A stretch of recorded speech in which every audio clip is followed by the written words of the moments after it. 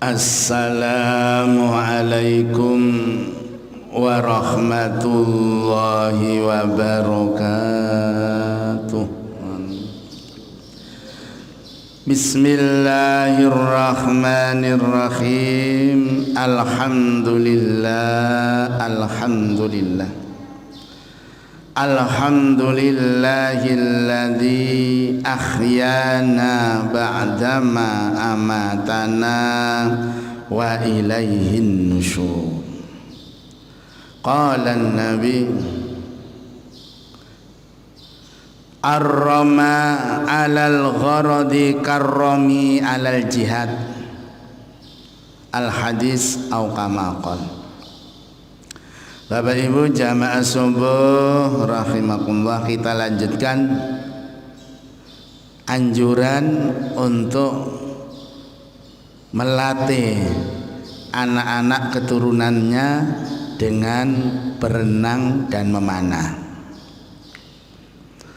Nabi menyatakan adibu allimu auladakum as-sibahata warrimayata. Ajari anak-anakmu berenang dan memanah. Berenang itu prediksi akhir zaman nanti banyak banjir. Kalau orang itu bisa berenang, insya Allah dia bisa selamat. Nah ini, jadi renang itu sunnah Nabi, terutama di Indonesia. Indonesia ini yang banyak laut, sehingga kita harus melatih anak-anak kita untuk bisa berenang. Dan alhamdulillah Indonesia ini yang banyak orang desa. Orang desa itu pasti bisa renang. Kalau nggak bisa renang nggak bisa main, karena di tempatnya itu sudah dikelilingi oleh kali, oleh bengawan, oleh tambak. Ini memang anjuran Nabi. Anjuran Nabi untuk melatih anak-anak kita berenang. Supaya apa? Tidak mati konyol di akhir zaman. Nah, kita lihat sekarang banjir di mana-mana seperti ini. Ini kalau bisa renang, insya Allah masih terselamatkan. Yang kedua, anjuran untuk memanah. Nah ini jangan diartikan terus nadi-nadi delek panah terus latihan. Bukan maksudnya itu. Itu secara nyata. Tapi ada yang tersirat. Memanah itu adalah punya keahlian dalam strategi perang. Dalam strategi perang, orang memanah itu harus punya satu keahlian, dia punya fokus. Dua, tepat sasaran. Tiga, cermat. Ya ini kadang-kadang orang kalau dilatihkan letterlock, kemudian anak ini kan mana? Oke ini gak ono latihan mana? Masjid di panah. Ayo latihan mana? Itu secara letterlock. Secara luas kita melatih anak kita punya perhitungan yang cermat untuk melawan musuh. Nah hadis ini kalau dibawa ke Nusantara maka diartikan melempar tombak, melempar bambu runcing, kemudian silat, pencak dan seterusnya. Punya keahlian untuk melawan musuh. Sehingga kita tahu sejarah bahwa negara Indonesia ini nenek moyangnya juga ahli laut, ahli memanah, ahli tombak, bahkan dia punya keahlian untuk membuat bambu runcing yang bisa mengalahkan sekutu.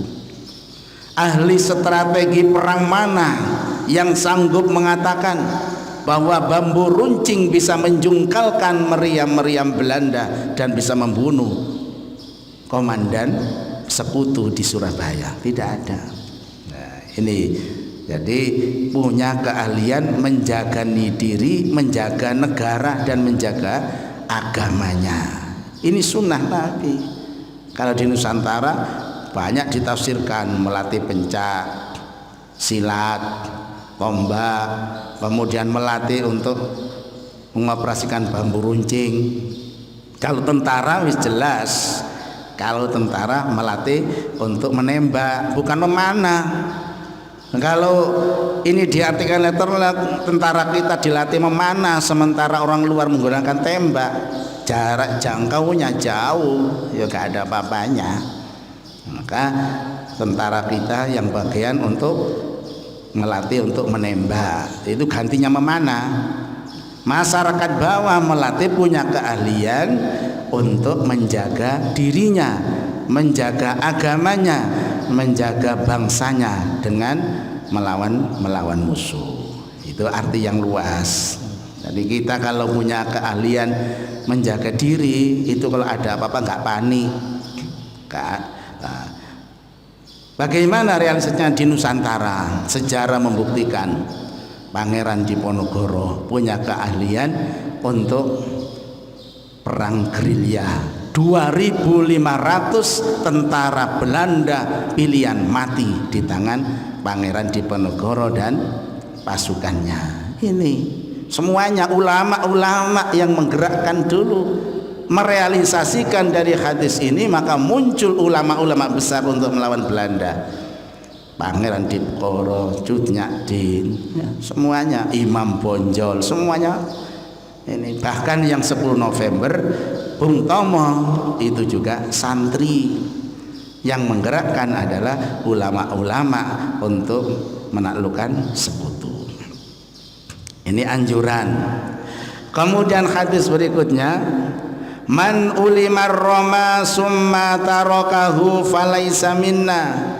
Barang siapa yang pernah diajari melepaskan panah kemudian dia meninggalkan, maka termasuk dia tidak melakukan perintahku.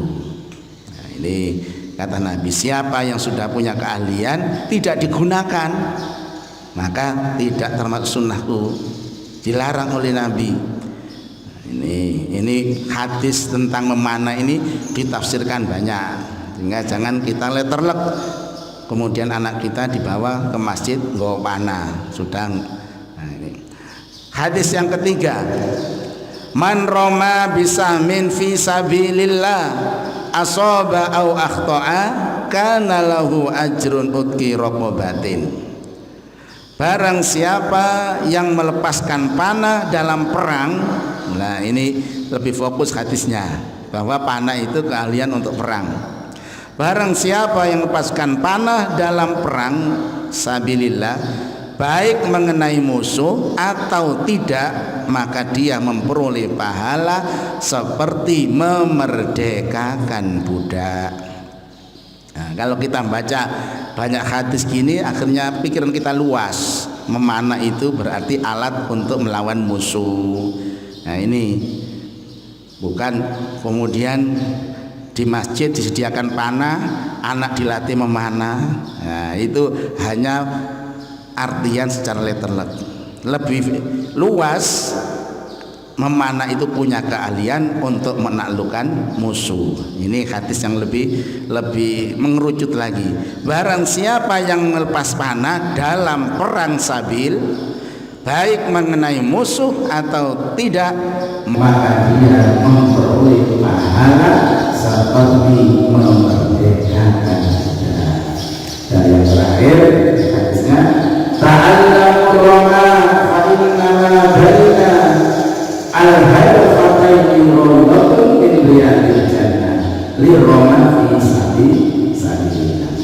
Belajarlah kamu semua, ini bukan anak tapi semua sudah mengarah pada bapak, keluarga dan anaknya. Belajarlah kamu semua memanah, punya keahlian untuk menaklukkan musuh, karena sesungguhnya sasaran antara dua tembakan itu merupakan satu pertamanan dari pertamanan surga. Nah, ini bagi pemanah di dalam Quran di jalan Allah.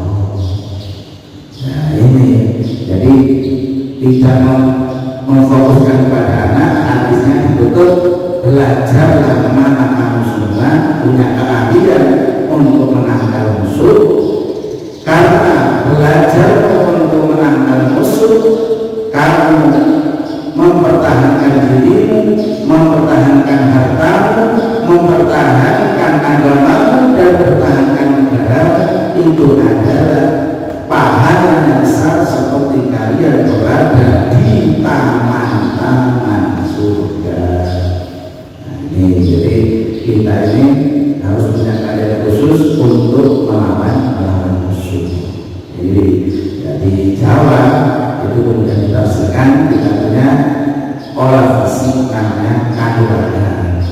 kita punya keahlian pencak silat, kita punya keahlian berruncing yang bisa mengalahkan tembak-tembak, dan tentara kita punya keahlian untuk menembak secara akurat. Makanya seperti kepolisian kita punya keahlian tembak, ada orang jalan lari ditembak kena kakinya, nah itu berarti kan punya keahlian. Kemudian itu kajian kali ini tentang anjuran untuk belajar berenang dan anjuran untuk memanah, artinya punya keahlian untuk bisa mempertahankan diri, mempertahankan agama, mempertahankan harta, mempertahankan negara kita. Yang itu adalah anjuran Rasulullah. Mari kita dan doa kafaratul majlis. Subhanallahumma wa bihamdika asyhadu an la ilaha illa anta astaghfiruka wa atubu ilaik. Alhamdulillahirabbil alamin. Alhamdulillahirabbil alamin. Alhamdulillah.